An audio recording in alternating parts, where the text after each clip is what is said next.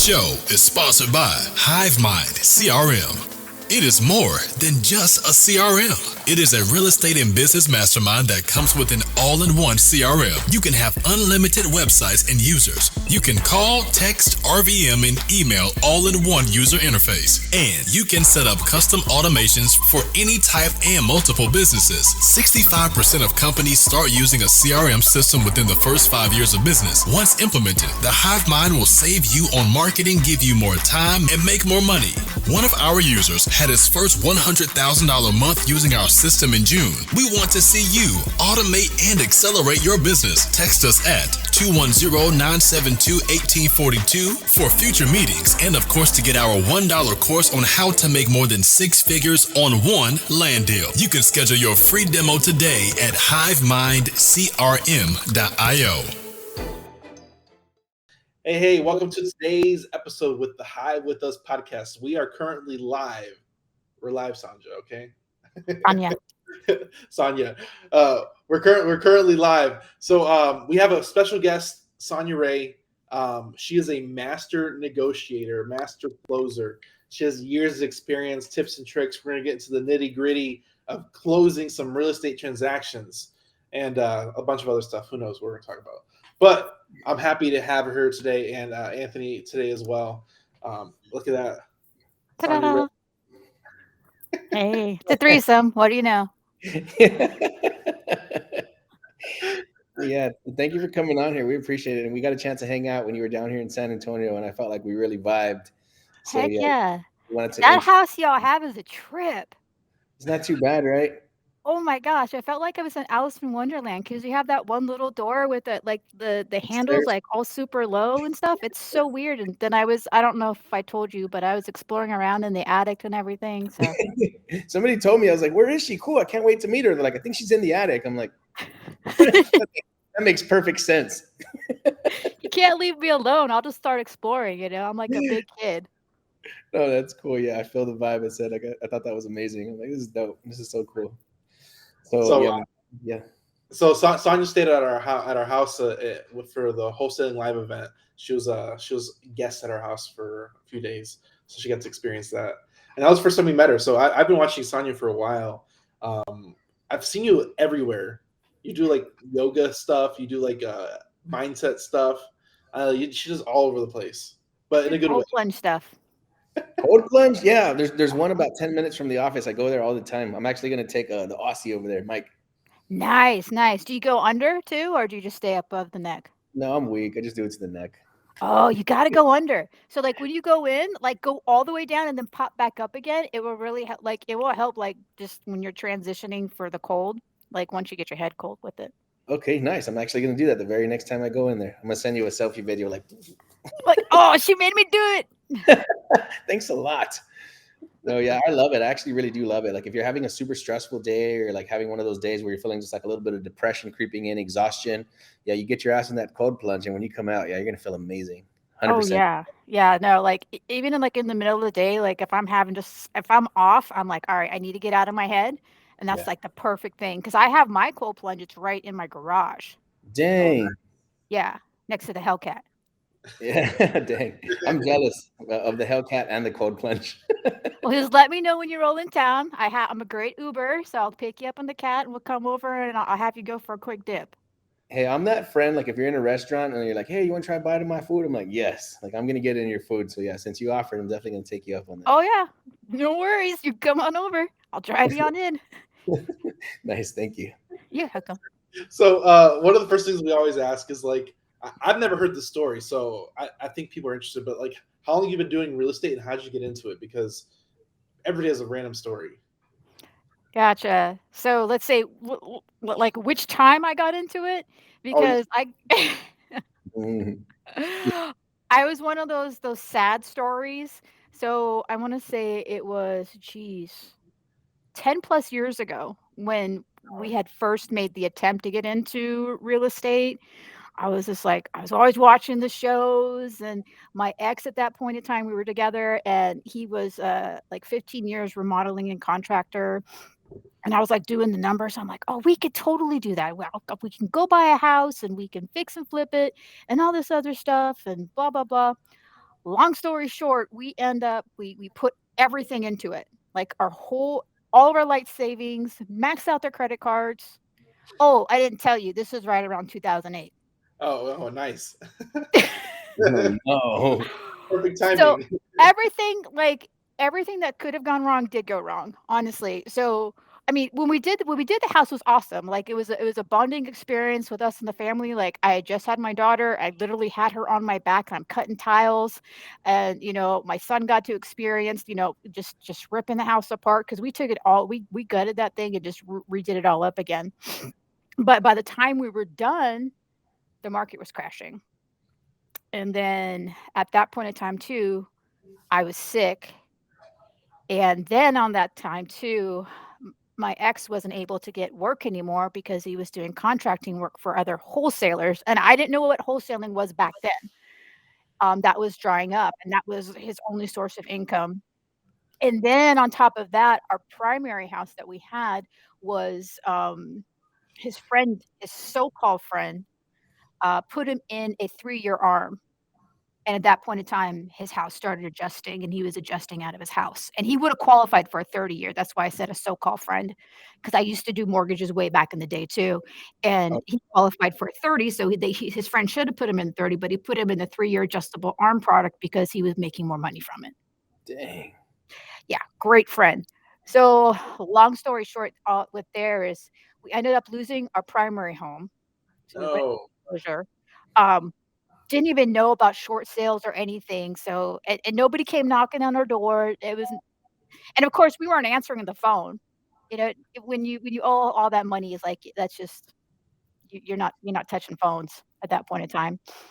But yeah, we lost our primary home, but since we had bought the fix and flip house with all cash, we ended just moving into there because we couldn't sell it, like, just nobody would buy it, like, so we moved in there, and then I got really sick, and, about a year afterwards, ended up getting diagnosed with lupus because I was pretty much close to almost bedridden, like, we didn't know what was going on, I was in and out with doctors and tests and whatnot, so pardon me.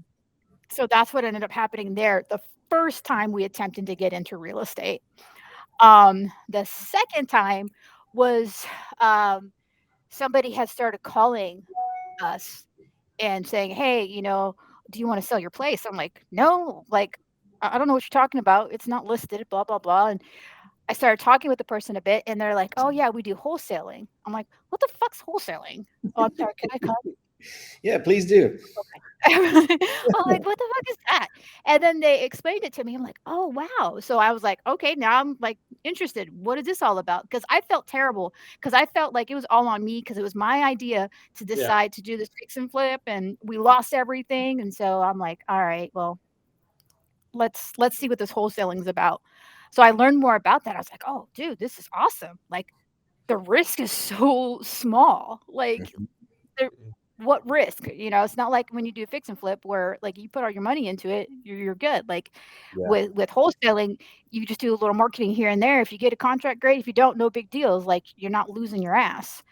So, and that was 4, almost 5 years ago when I started learning about that, and Yep. so, yeah, that's my story of how I eventually got into wholesaling. So now we saw the dark side of wholesaling and real estate investing. So tell us about the rainbows and butterflies now. Like, how are things going for you now? What are you doing? Who are you working with? What markets are you in? Right. So I will say this, it was a bit of a rough start on my end of things. It's just like learning about like marketing and doing cold calling and like I didn't know about like, oh, you hire a VA and they do all that. So at first it was like I had a bit of troubles. And then I ended up hearing somebody doing a interview and they kept saying, "Oh, hey, we have all these leads to call, but we don't have somebody to be able to call it for us." So I reached out to them and said, "Hey, I'll work for you for free so then I can get the experience on the phone." So I started doing that and I worked with them. The first deal I ended up locking up, ended up they ended up doing we ended up doing like a 30,000 assignment. And then we just solidified the relationship from there. We worked together for a little while. They were still new with doing things, so but we worked together for a little bit, and then we just kind of split ways because it was just too much stuff going on. And then after that, I was back with my just working with myself. I partnered up with somebody else for a little bit. We actually did door knocking, and I'm in Arizona, and during summertime, so we were door knocking foreclosure homes. And Ooh. what we would do is I would go on the county website, and if they had just dropped that day, we would go to their door. So, because most people were, when they get the foreclosure stuff, it's usually the next, they'll get it that next day is when everybody's buying the list. So we were attempting to be like ahead of people. So, and then even at one point in time, we had a printer. We had a printer in there, so we would just print out the records, like showing them, like, "Hey, you are about to go into foreclosure. Have you considered selling and whatnot?" So, ended up doing that for a little bit, and ended up doing like a fix and flip right down the street from my house. It worked out really well. That person and I ended up splitting for a while. Ended up going back with the other company I had worked with prior, and was with them for about 2 years. And last year with them, I was not only their main closer, but I was also too training other companies across the country and their sales team. I was Yeah. also basically the team manager of the company. So I was running the guys, and I was all virtual too. I was the only virtual person there. Nice. Um, so I was doing that as well as running the teams and stuff like that. And as well, on top of all that, I was also part of helping them sell their education part of everything with that company too. So I basically was wearing like 4 different hats in that company. And like I was saying, and I ended up closing last year close to 1.5 million in acquisitions. Now, could you imagine if I was just straight acquisitions at that point in time, like what I would have done? Dang. So, I ended up splitting ways with them, just spin out my own. So I'm doing 2 different things right now to stay relevant and in the market. I still excuse me. I still am in wholesaling.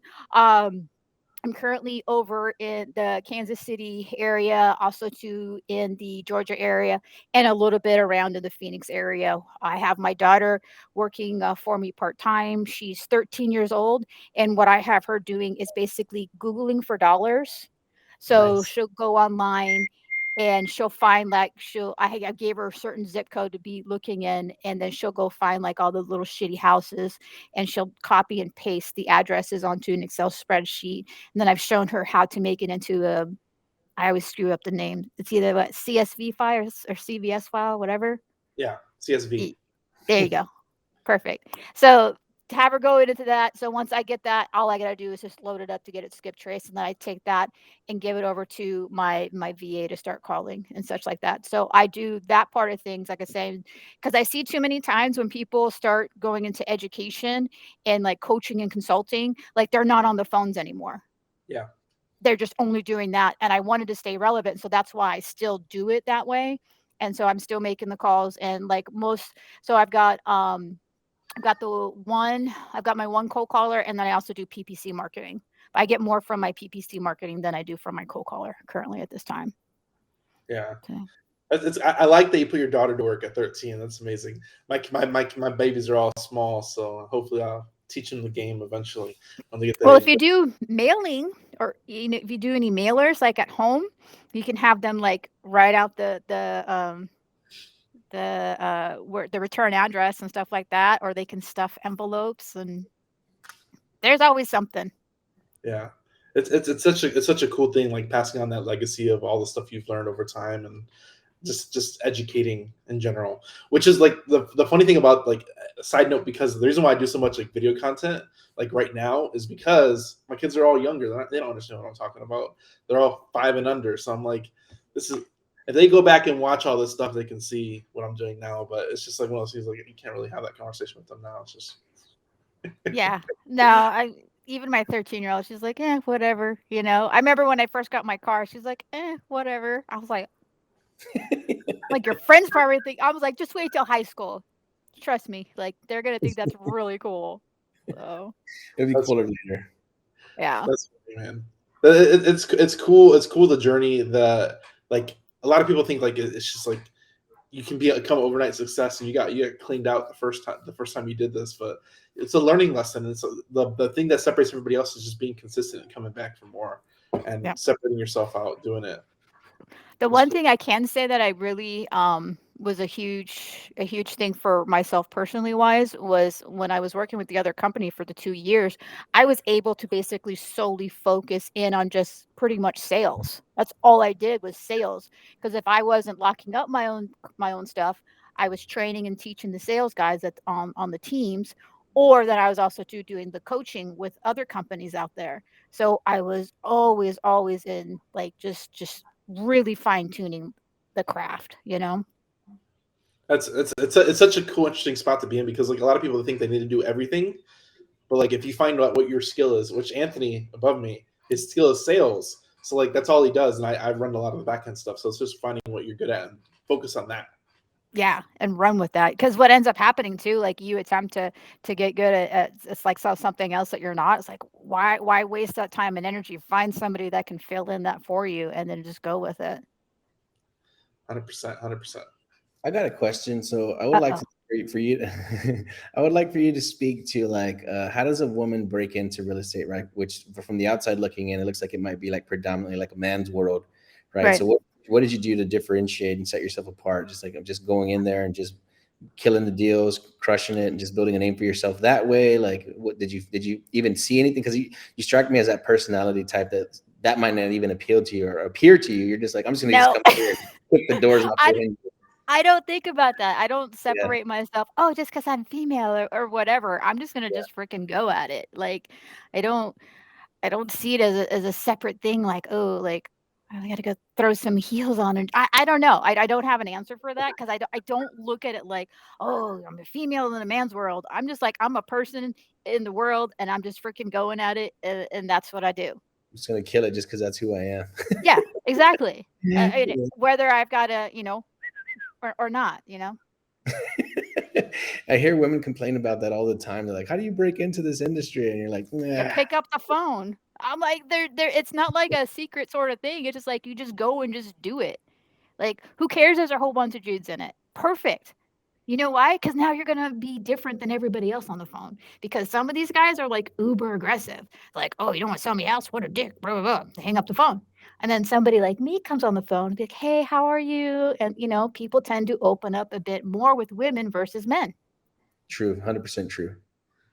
I don't really understand why, females would be intimidated because there's more guys in it than chicks. I wonder if they feel like there's some kind of like disadvantage there. Like I said, I don't know. It's weird. And like you said, it's probably like an advantage, right? It's a total. It's a total. Just like too, like I don't know if you ever see, like when I post up on IG, I was like, I've got a time zone advantage. Like I could start work over here at 6 o'clock because it's 9 o'clock Eastern. Mm-hmm. And then I can be done. I can be here I can still be working at 5, and it's 8 o'clock there. And they think I'm like, oh wow, you're so awesome. Thanks for staying up late. I'm like, you're welcome. Yeah. Well, that's the other thing too, is like you always want to make that person feel special, that you're doing this extra for them. But sometimes they're like, oh, can you call me back at midnight? Sure. 9 o'clock my time. That sounds great, actually. But I don't sleep much, so it's all good. Like even if they want me to call early, like so anytime I wake up, and I was showing Daniel earlier what time I got up today. I don't use an alarm. I love it. I don't either. I clocked in on IG. So what I do on IG is I throw up a quote, and then I put the time, and then I put the day. Well, I put the day also too, because like all my days started blending in with each other. So I started putting the day up there. I was like, oh yeah, it's Thursday. Cool. Boom. But yeah, I put the time, but yeah, so I think this morning was about 3:20 I was up at. Dang. Okay, yeah, I'm not getting up at that time. I'm just not. Impossible. That's crazy. I was laughing. Leo says you were built for this. It's in your blood. There you go. There's Leo.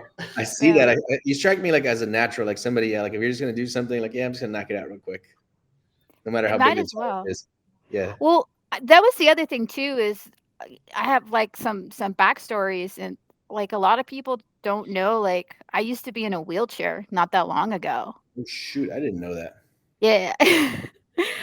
Well, you don't really talk about this side of stuff. Like, well, hey, you're in sales. Like, teach me some sales tips and tricks and whatnot. And you don't go into the backstory of shit. To But go you went like, from a wheelchair to standing up on the baluster on the staircase in here, and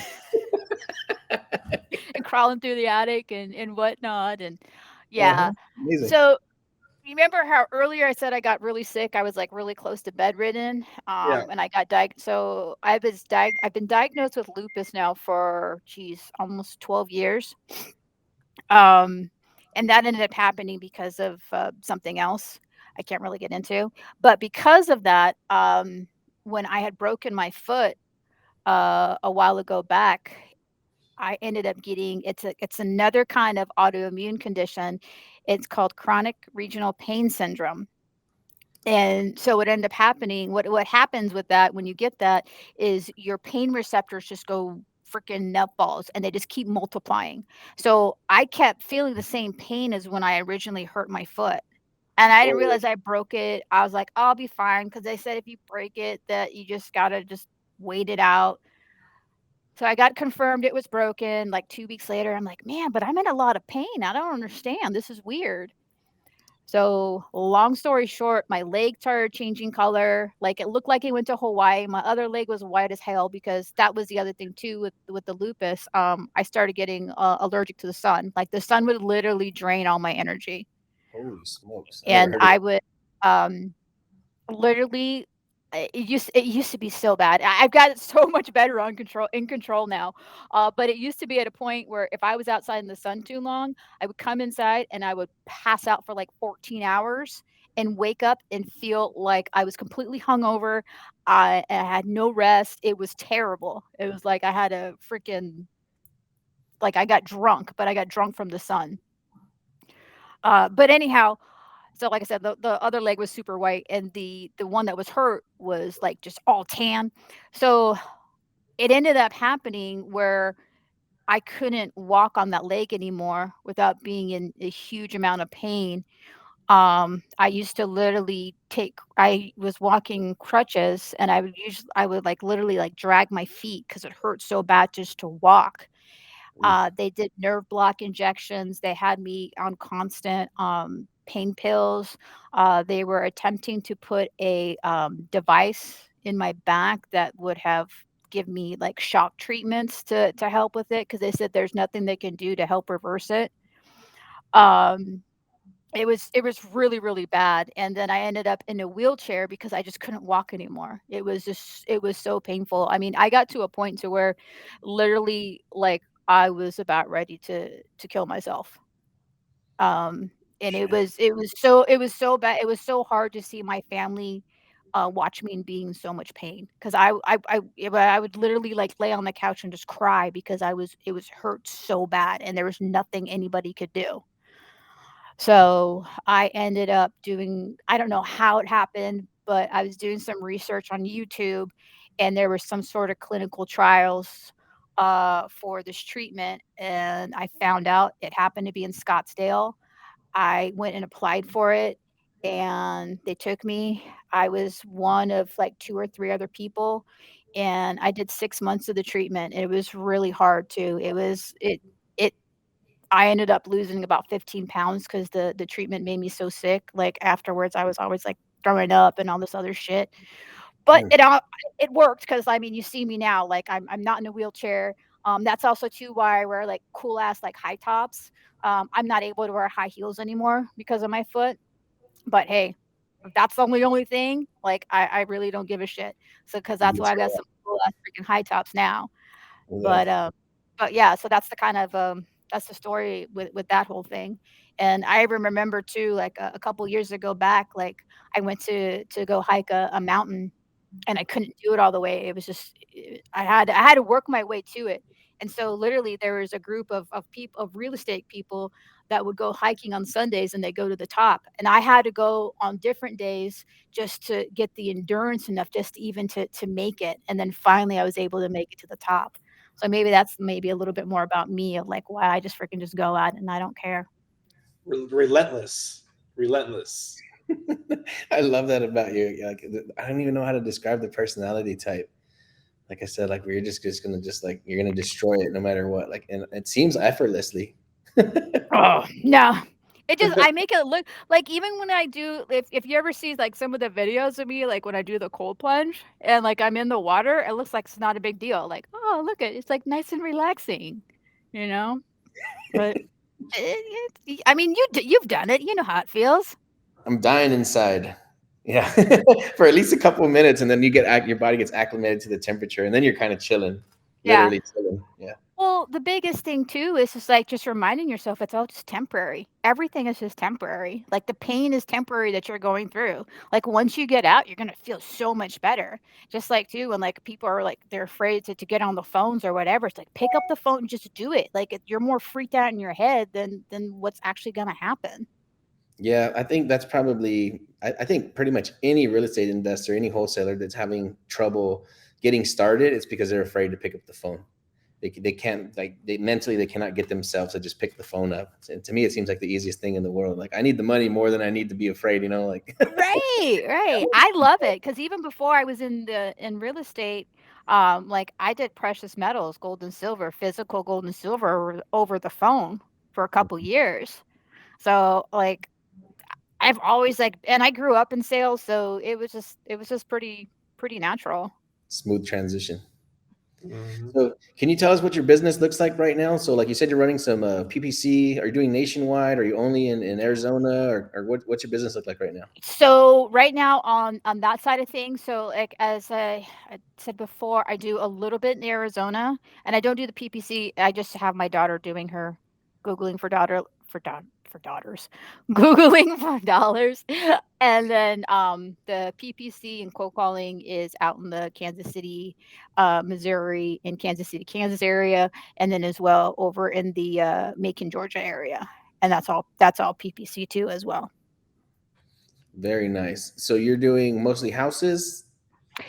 For right now, I am finishing up with cash flow Mike, with doing like creative financing and getting more into that realm of things too.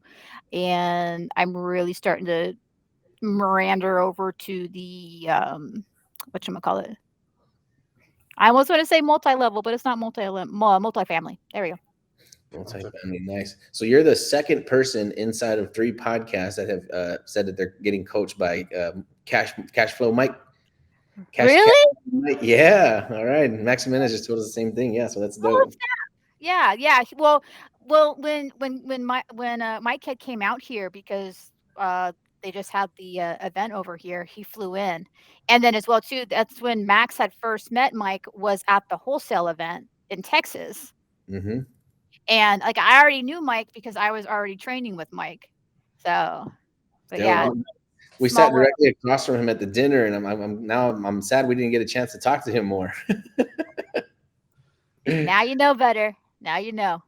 Oh, and really quick.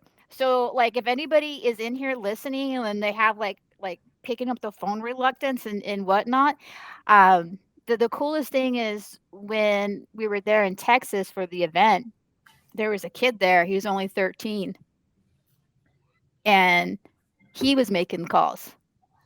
Mind you, he was scared too. And there was like this older guy sitting next to him. He's like, "Don't pressure him. Like he doesn't need to call." I'm like, "Dude, you need to shut the hell up." Like I talked to this kid earlier. I was riding in the car with him. He's my friend's like nephew or whatever. Like this is what he wants to do. I'm going to encourage him to get on the phones. Mm-hmm. Oh, And yeah. it took him a minute. He's looking at it. I even like recorded it too. I'm like, that's just cool. Like, can you imagine like if you had like your 13-year-old making a call and you had to record it for the first time? But like he picked it up and then he started dialing. Didn't get a person, and then it just got easier and easier. So it does get easier, guys. And if a 13-year-old can do it, anybody can do it. There you go. Yeah, that's freaking amazing. Yeah, I wish somebody had pushed me into real estate when I was 13. Push me off the bridge, please. Right. I definitely would take that leap. So, what's one thing? Because like I feel like you're you're relentless and you're a leader. So like, what's like a leadership quality? What's a leadership trait or something that you do to like keep everybody motivated? Because like being a leader is multiple things. It's training, it's motivation, it's mindset, it's doing By a lot. example. You lead by example. Mhm. So you talk about this stuff and you encourage your, you know, your people around you to be doing the same thing, but you also be doing it too as well. So one of the things like with a lot of my coaching clients with their employees, like we talk about, I'm huge on having your script in front of you. I don't care how well you know it. Like I know mine forwards, backwards, upside down, side to side, in the dark, whatever. However, you still want to always have that in front of you. So like here, like I've got mine right here. I put it on the 3x5 card because I travel so much now. So it's easy. I used to travel with paper, but 3x5 card is a lot thicker and it travels better. But yeah, no, the biggest thing is by example, because that's the other thing too. I've noticed out there. There's like these like positional leaders, and they'll tell you, oh, you need to do this, do that, and then they're off not doing that what they talk about. Lots of that, and especially in this industry, in this business, like you said, they start coaching and now they're full-time coaches, and then they forget to do deals. So then they're just on Facebook capping about all the deals they did 5 years ago. Right. Or it's like, oh, I'm projected. I'm like, but projected doesn't mean anything, or verbal doesn't mean anything. Like unless you've got ink on a paper, now you're, you know, that's just the start of it. You know, you still gotta get that baby sold and everything else like that. So hmm yeah. Ooh, somebody's So dinging. That's not me. it's not me. It has to be Daniel. It's Daniel, me. you're ding ding. My It's famous. one of my clients is blowing my phone up. I'm gonna send him a link to the live that we can watch You it. know, you've got the little thing on the side of it where you can. It's my computer. I cooked through the computer. There's no Oh, link to the side of the computer. you no, but there is. Do you have it? Is it an Apple? Yeah, it's Apple. There is. I'll show you later, but it's on the upper right-hand side. You can make it stop. I hmm learned that too because I was like, I kept getting dings and while I was coaching, and I was like, oh crap, and yeah, somebody What? showed me. Yes, you're welcome. Daniel needs tech support. He's my tech support. And it's funny to know that he needs tech support too. Right, and I'm old too, so that's even funnier. Hey, so tell us a little bit about your coaching. Like, if somebody wants to work with you, what are you offering? How does it work? Is it regular meetups? So currently, right now, how I have by that other side of the business established is that, and so I have two different things. They just pop something up right there because I don't right now work with individuals. I work with companies. And my biggest thing is having personal attention for the companies I work with. And the other thing too is like a lot of the gurus out here, they do group coaching, and I don't do group coaching. I only work with that person's team at that point of time. I'm not throwing out my other teams I work with and do any of that. So it's just that one company I work with at that point of time. So we do that. We go through, we have with that company, we'll do their coaching calls or review those. And then as well too is we have one-on-ones, and all depending on how many killers, I was going to say, how many closers they have on their team or follow-up specialists they have on their teams. Like either I'm doing like a 30-minute or an hour long with them with doing one-on-one. So not only will we go into like more like, hey Luke, what's up? I haven't seen you, brother, in so long. Oh my gosh. Sorry. I'm just noticing this stuff on this side over here. um anyhow, squirrel. Fuck. Blah, blah, blah, blah. So we're doing one-on-ones, but when we do the one-on-ones, so like I can help you with your technique, but the biggest thing during these one-on-ones, it's happening is the mindset, and our mindset is the biggest thing in this business because there's so many times where like something or other's going on, and like I'm able to help people because I've experienced so much stuff. Um, to help them like get through that so they're not taking that into their workflow of the day. So we do that as well. So what I ended up doing, because I at this point in time I don't work with individuals, I ended up making a sales course, which is the Authentic Closer System, um, it's theacsystem.com. And what I'm doing for Hive is that I'm doing a 15% discount. So if you wanted to get that, there you go. Hey. If you wanted to get that, it's Hive 5 and you'll get 15% off of it. And just so you know, guys, like the thing is only like 750. And on top of it too, not only am I going over and teaching people with the how to, when you're having these conversations, I'm also giving them other like tips and tricks of like, hey, when you're having a shitty day, like what do you do? Or just like different things that a lot of people don't talk about unless you're actually have been in the business and in that seat, in that position. Yeah, I think that's something that people they kind of don't factor into like the price of any kind of course or training is like all of the abuse you had to take right to get there to come up with these techniques. So I think somebody sees a price tag and they're like, oh, that seems like something I might do someday. But I promise you, if you pull the trigger on something like that, yeah, it'll pay dividends over and over and over again immediately. Right? Right. You can take like information like you've already been through a crash, you've been through to hell and back. It's like if you're willing to transfer that information to somebody else for such a low price, like that's something that anybody should take advantage of, for Yeah. sure. And then the way I teach in acronyms. So that's even easier for a lot of people to remember when they're taking Mhm. that person through the process. So like when I'm, so one part of it is called, so a lot of people, it's all the same shit, honestly. So people can either say set the stage, set the expectation. I call it assign the agenda. So when you're doing something like that, so I was like, here's the acronym is 2. So you're doing your timeline. What's the call going to be about? And, what's gonna crap, I just got a brain freeze. Oh, I get them all the time. Boop. Yeah, but anyhow, never mind. No, I was gonna say we'll come right back to it. So we'll start talking Yeah. about something else, and then you'll be like, I It's remember. gonna Oh yeah, now I remember. Yeah, no, I knew that was gonna happen too. I really did. But it is what it is. That's the Oh, whole thing too, guys. Like when you do this stuff, like it's okay to be a fool and look stupid. that's what I was gonna say is that like I think people they take this business too serious, right? It's like because if you're not having fun, if you're not enjoying it, Outcome. There you go. right? I knew it was coming. That's the O part. Got it. Yeah, you have to have fun doing this business. And we even try to like convey that on some of these podcasts. Like I see a lot of podcasts and they're like hitting you with all these cool numbers and facts, and it just seems like more educational. And then our podcast, like I think it's a little bit sillier. People can really be themselves.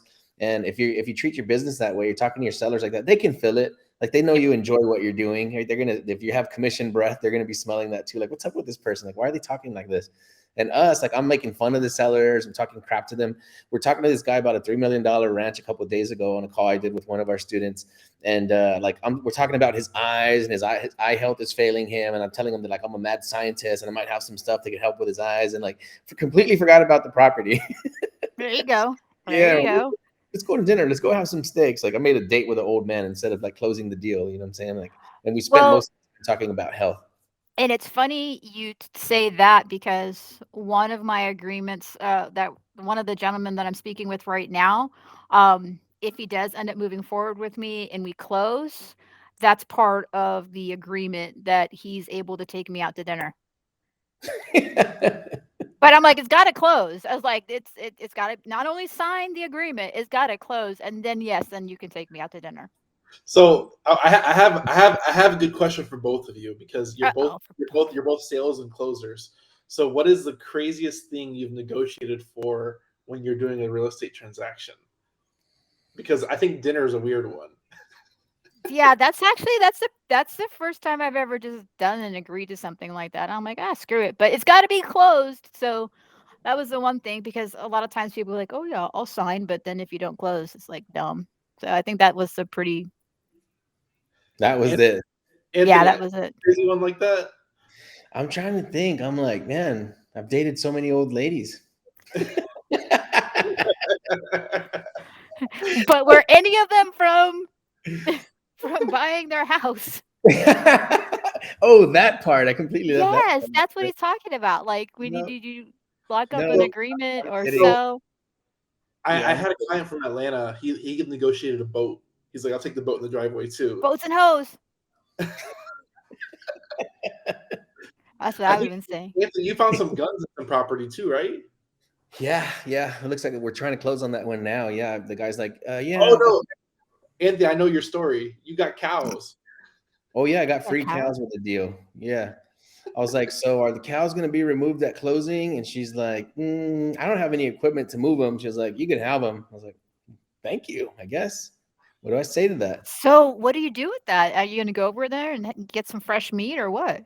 That's what I'm thinking. Corey Thompson's like, send them to the sale barn. And I'm like, I guess so. I guess I could load up my refrigerator with more meat.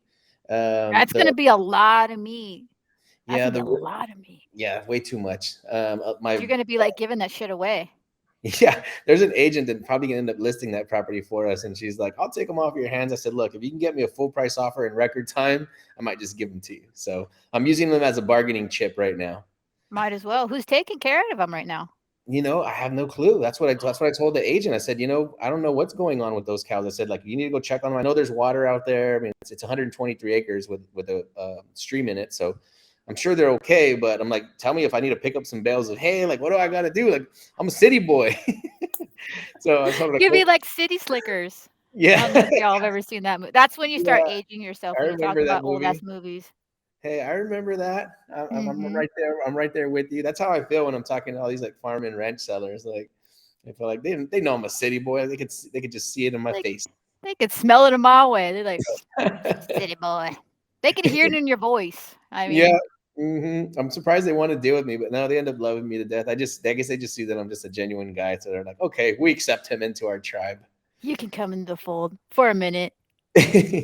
Yeah, I've had a lot of good luck, honestly. Yeah, with like these older gentlemen that are like super wealthy that have these like $1 million properties. They just see like I would love to do the deal, but I kind of don't care. Like if we do it, amazing. If we don't, amazing too. Sometimes Right. you just learn something really cool, and these guys will mentor you. Like they'll say, "Hey, if I was you, make sure you avoid this. Watch out for this." So I just feel like we're just making a bunch of really cool friends, and then every now and then we do a nice big transaction, and it works out good for everybody.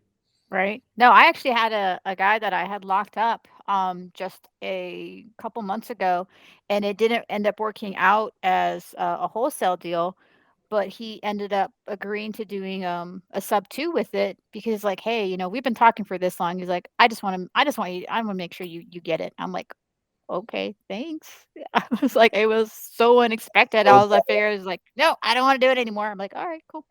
You know what? I want to talk about that real quick. If and for the people that are afraid to to get on the phone and they're like, you just got to just do the action, right? I say you just got to start with marketing, right? If you do the activity, you talk to enough people, people give you real estate. Mm. I can't explain that enough to people. Like you talk to enough people and people will start to give you shit. Like just do the work. I promise you it gets easier. It does get easier. Like Daniel right now, he has a client right now that's trying to give him like what, Dan, how many acres? 20 or 30 acres or something? Daniel's muted. I muted myself. I'm like afraid I'm gonna get dinged again. So I have a guy trying to give me 24 acres right now in Atlanta. Give him 24 acres. Give. Give that. Oh, you know what? That's another thing too.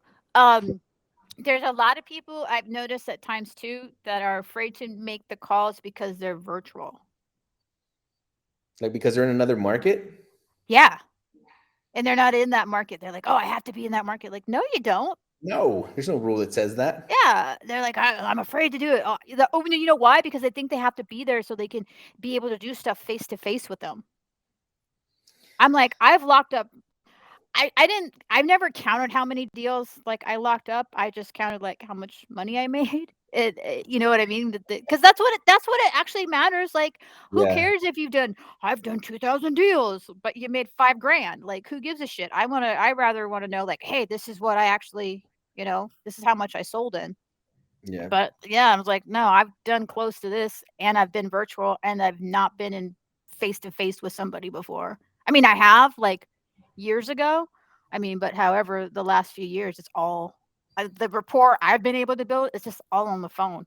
I mean, I haven't even done like, sometimes people, I guess they'll do a Zoom with somebody. I don't even do that. no, yeah. We've closed deals by text messages, email.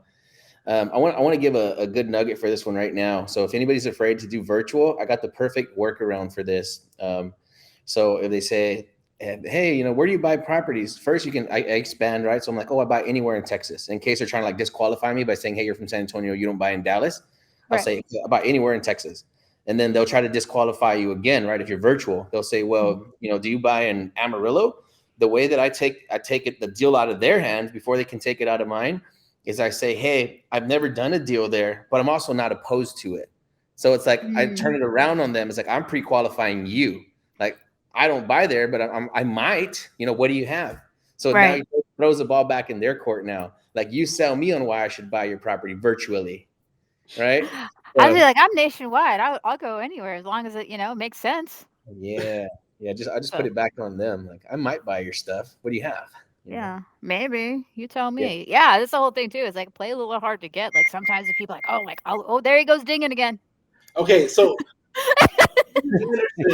there's a guy messed up my phone right here, and he's in the chat too. So I'm literally he's like, is the live chat working?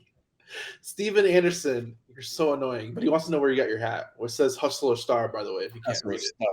Okay, here you go. So it's a buddy of mine's brand, and it's it'll be hustle.com is where you can get it up. So he's got the hats, he's got shirts, and they also just came out with coffee. I really wish I liked coffee. So, but yeah, they've got it's I even attempted it like just to see if I like coffee, because you know how like your taste buds change over time, but apparently mine doesn't. So the thing about everybody in this room is everybody's persistent, and all of us are persistent in our own way. Yeah, have to be. I'm gonna block you, all right? Stop dinging him, damn it! He doesn't know how to turn off his dinger yet. The old lady got to show him. That's so cool, man. There's people like Steve Anderson, you guys. It's like I told Daniel, it's like all the people we're connecting with in real estate, like all super, super cool people. Like if you were just friends with one of these people, amazing. But now we're starting to have like 30 of them, 40 of them, 50 of them. Like, man, this is pretty badass. Like if somebody There's more of us out there. There's more maniacs out there. So I have a friend here right now at the house. He came from Australia. Like I've known the dude for like 8 years. We've been in business together for like 8 years, and I've never met him in person. So like he come over here for a week just to hang out, and he had a friend of his that said, "Oh, you're going to America?" He goes, "Man, it's just like a freaking movie." And so he's like completely spazzing out of everything that he sees. He's like, "It is like a freaking movie over here." He's tripping. Well, your house is like a freaking movie. Like imagine if he was there for the event. Oh my gosh, he would have been like, yeah. I tried to get everybody here for the event. So Noah came from Florida, and that girl that came in when she came into the Hive house, she walks in and she goes, "Is this how the gurus live?" We don't live here. This is just the office. It's just the office. It was funny. Well, that was funny too, because like when I go to my room, I'm like, "Who are you?" I'm like, "What are you doing?" But that dude has a cool last name, Anderson. Let's think of the Matrix, Mr. Anderson. Mr. Anderson. That's my favorite movie of all time. Really? Yeah, I think we possibly are living in a simulation. That's a whole different podcast. Maybe we need to get Brian on here for that one. That would be pretty dope. I would be like totally down for that one. The Matrix podcast. Are we living? I had a dream about that before it came out to a movie. Yeah, but before it was a movie. So when I saw that movie, it freaked me the hell out. Because you imagine like you have a dream like that and then you see it on the big screen. I was like, yeah, that is amazing. Yeah, I've had some pretty cool dreams, and I feel like I've seen the future in some regard. That was called a psilocybin trip. Yeah, that's a whole nother podcast. And we did talk a little bit about psychedelics, right? When we interviewed Brian, Daniel? Yeah, we did. Yeah. Oh, I was saying you and I were talking about it too when I was at the house. I'm like, yeah, we did. I find it disturbing that people think that like Tylenol and ibuprofen is perfectly cool and fine, and alcohol, right? But then you mentioned like psychedelics, and people are like, "What? That's drugs." That's the devil's lettuce. While they're pounding 6 cups of coffee a day. I mean, you can pound coffee, but if you do it the other way, it's much better for you. If you like take it like. I've heard of that. So what does that do? Does it cause like a purge or what? Well, what ends up happening is when you do it that way, it's so you know how it gives you guys like the energy and stuff to really go at it. It does that for your internal systems, and so it gets that stuff like it helps to take the toxins out of your body and just pull all that crap out. Does it still give you a rush, like a coffee rush, like you drank it? A little bit, yeah. That's very, very interesting. I've always heard of that. Yeah, I did almost 10 years of like raw vegan, green juice, like fasting, all this crazy stuff. And yeah, I just went as deep down as you can go into these crazy healing rabbit holes. And I always heard of that. I just never knew like what the effects would be or what it was like. Yeah, it's uncomfortable though. It's not like something like, "Oh yeah," but the benefit of the afterwards, it's just so awesome because as well too, it's just like it's just helping your body just cleanse out just like some old crap that you've got going on and just helps your system flow so much better.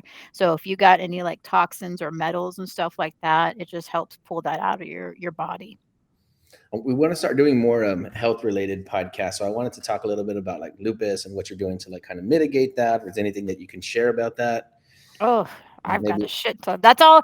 Honestly, like I don't take any medicines because when I got diagnosed, they put me on a medication that would literally I had to go in once a year to get my eyes checked because I could go blind from it. Oh shit. Wow. And on top of it too, you still get your flare-ups. So I'm still going to have pain and deal with all this other crap and then lose my vision? Like fuck you. There's got to be something better.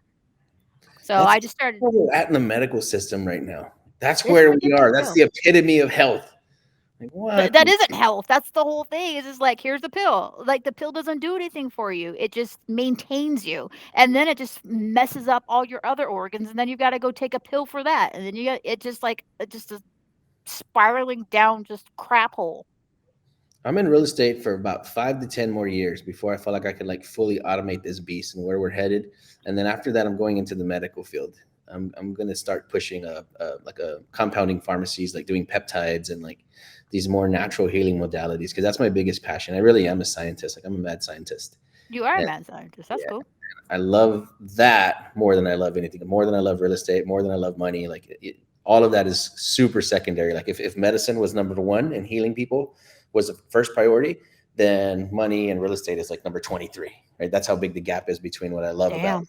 medicine. Yeah. I'm definitely going to be in the medical field in the next several years. Yeah. Well, the whole thing is this: it's like it doesn't matter how much money you have if your health is shit. Yep. Or it doesn't matter how much money you have if you're seeing all the people around you getting sick and aging and dying and falling apart and you can't do anything about it. You Yeah. know, that's like I still have my parents, thank God, but it's like, they're getting older and it's like that's super important for me. Like if they're gonna transition no matter what, but they Right. also don't go like falling apart and terribly ill and just miserable. Right. So yeah, I'm doing a They could lot of have that. actual quality of life. Like my mom passed away at like fuck, she didn't even make it to 50. She was 49. She had Oh my, a lymphoma and like went like that. Like she got diagnosed and like a month later she passed away. oh man, that's so scary. One of my sellers right now, one of my property sellers, she's doing really bad. I mean, she has like a growth on her face, like a black growth about the size of a golf ball. Oh And so I, geez. I ordered her a bunch of like ozone products. Like somebody made, Hmm. yeah, I met a guy yesterday that has he's in the ozone business, like a clinic in Dallas. And I'm like, dude, give me the website. I'm like, I'm going to just buy her a bunch of stuff right now. Like, I didn't even ask her permission. I just ordered it all. And I'm like, hey, you're going to have some stuff in the next couple of days. Like, just start Go using it. dip your face in some cold plunge too. That's what I'm thinking. I think like if you're just more active, like if you're out there like finding out what are the healing modalities, take a cold plunge, do some sauna, do 1 day of green juice, fast for 24 Mhm. hours, do a water Oh, fast. Like, fasting's so good for you. It's so good for you because when you give your body that break, then because your body's always like digesting and everything else like that, when you give that break, and not even like I don't know how many days you do when you do a fast, but I tend to do at least a 3 day. I'm unable to at this point in time to do a 7. I'd love to. Unfortunately, my body just is not able to handle it. However, like on day 2, like my vision gets better. But everything the now, everything. yeah, the biggest thing is because it's always digesting and stuff like that, and you give it that break, and then once it stops working that system, it starts working in other things for you. Like your body will start doing that, and then you'll end up having the autophagy part of things too. So when you have these really shitty cells that need to get the fuck out, they die. Hmm. So it's the same thing too with the cold plunge. You know, the whole like you're getting yourself so cold, like those weak cells will end up dying off. And like with cold plunge too, like your white blood cell count, you can increase it that way. I mean, there's so many benefits for like just doing one action. Yes, I love it. I'm telling you, we got to revisit this. We have to do like a whole nother show about this. And I'm trying to spread the word like the same way that I want to like spread wealth, right? So that's why we share real estate information.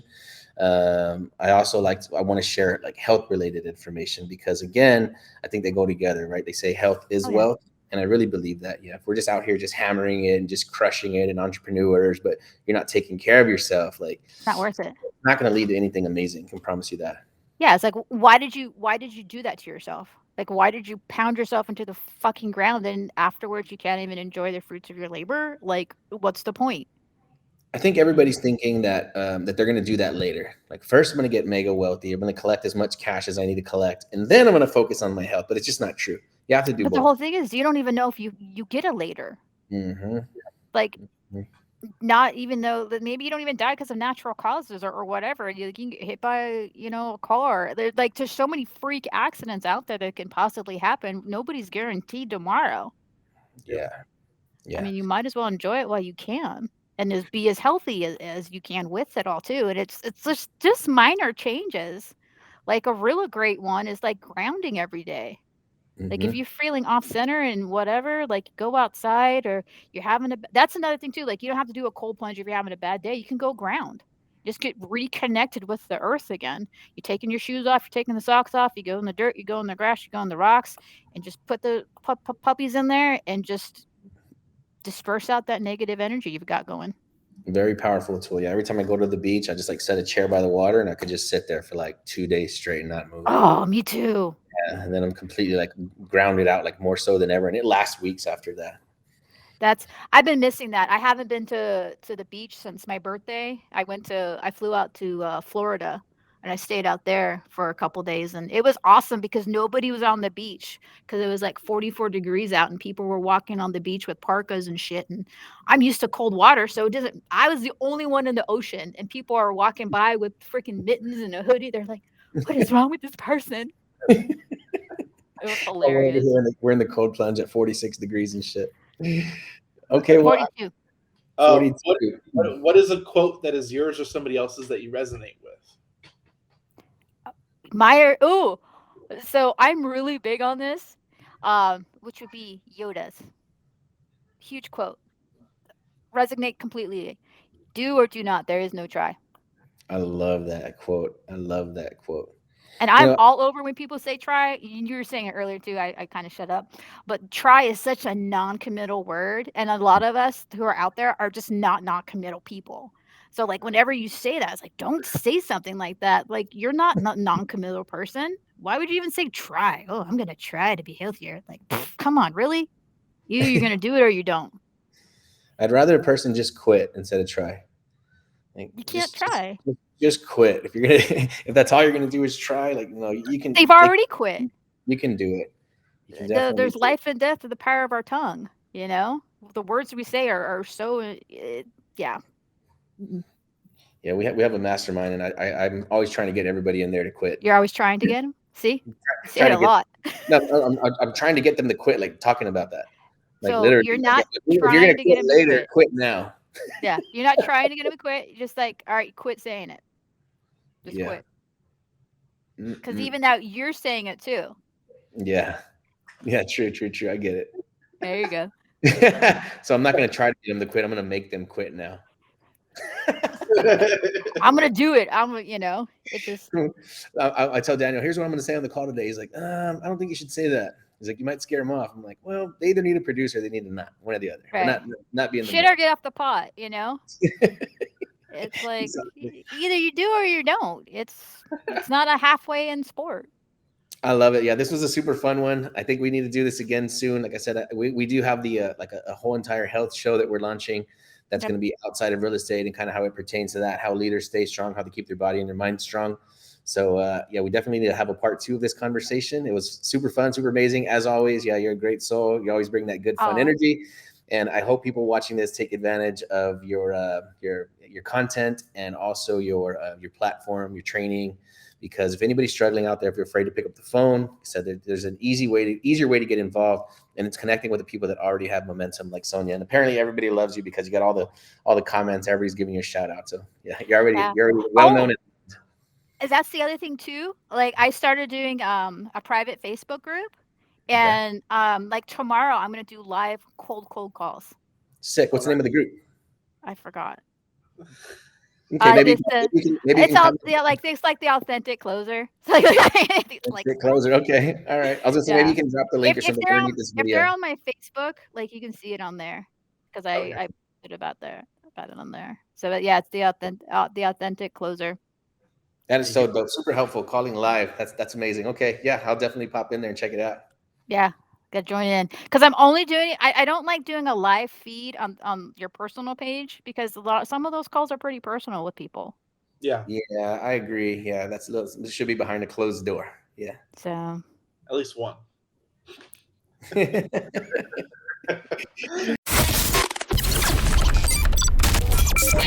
The show is sponsored by The List Guys. Do you need more leads in your local or virtual market? 1 in 10 small businesses don't invest in any kind of marketing. The List Guys have over 35 plus list types to choose from, and you can mix and match any list or criteria. We also use the skip trace list and provide up to 7 numbers and email addresses. Every list you purchase will be scrubbed against previous purchases. The List Guys are here to save you time. Contact the List Guys today at www.onelistguys.com. That's www.1listguys.com. Well, thanks for coming on, Sonja. We appreciate your time. Go check her out. Instagram, Mindset, Negotiations, Master Closer, Sonja Ray. We're out. Let's go.